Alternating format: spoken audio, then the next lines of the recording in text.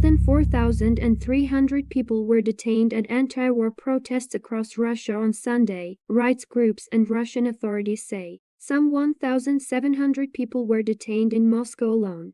The Info rights group says detentions took place in 53 cities. Although protests have become increasingly restricted in recent years, numerous rallies have taken place across Russia since the invasion. In the last 11 days, more than 10,000 people have been detained at protests, Info says. The screws are being fully tightened. Essentially, we are witnessing military censorship, Maria Kuznetsova, Info's spokeswoman, told Reuters news agency from Tbilisi in Georgia. Earlier this week, government critic Alexei Navalny, who is in jail on fraud charges, called for daily demonstrations against the invasion, saying Russia should not be a nation of frightened cowards. However, a number of new laws have made it harder to protest in Russia in recent years, rights groups say.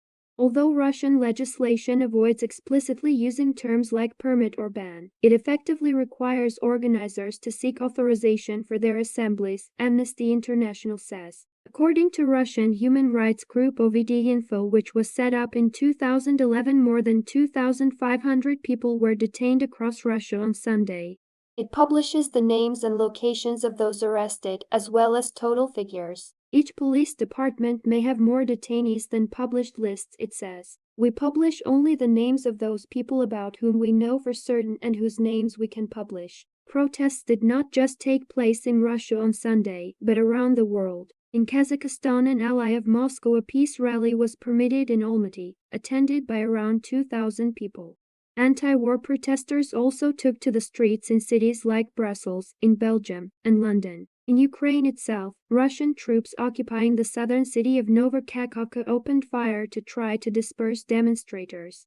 A video from the city, in the Kherson region, shows protesters calling for the Russians to go home amid the sound of gunfire and stun grenades. The demonstrators appeared to hold their ground. One report said 5 people had been injured.